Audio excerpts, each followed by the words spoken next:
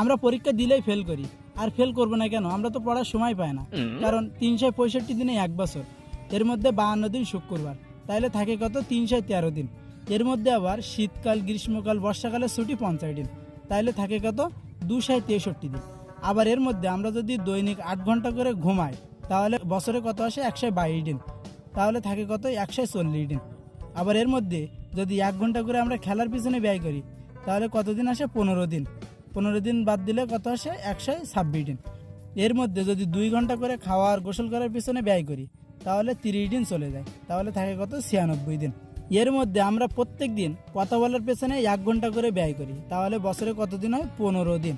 তাহলে 15 দিনে যদি বাদ দেয়, তাহলে থাকে কত? 81 দিন। এর মধ্যে আমরা পরীক্ষা দেই খালি 35 দিন, তাহলে থাকে কত? 46 দিন। এর মধ্যে ঈদ আছে, বিভিন্ন উৎসব আছে, কনসার্ট আছে, এইসব জায়গায় যেতে যেতে আমাদের 40 দিন চলে যায়, তাহলে আর থাকে কয়দিন? মাত্র 6 দিন। এর মধ্যে আমরা তো বছরে 3 দিন কমপক্ষে অসুস্থ থাকবো, তাহলে আর থাকে কত? 3 দিন বাদ দিলে 3 দিন থাকে। এই 3 দিনের মধ্যে আমরা ঘুরতে যাবো আবার কমপক্ষে 2 দিন, তাহলে থাকে কত? 1 দিন। এমন কি মনে হচ্ছে একদিন আমাদের পড়ার সময় থাকে না? জন্মদিন কোথায় যাবে? আমরা তো জন্মদিন পালন করবো নাকি? তার মানে জন্মদিনেও 1 দিন চলে যায়, তার মানে আমাদের পড়ার সময় পায় না। তো তাহলে আমরা পরীক্ষায় ফেল করবো না কেন?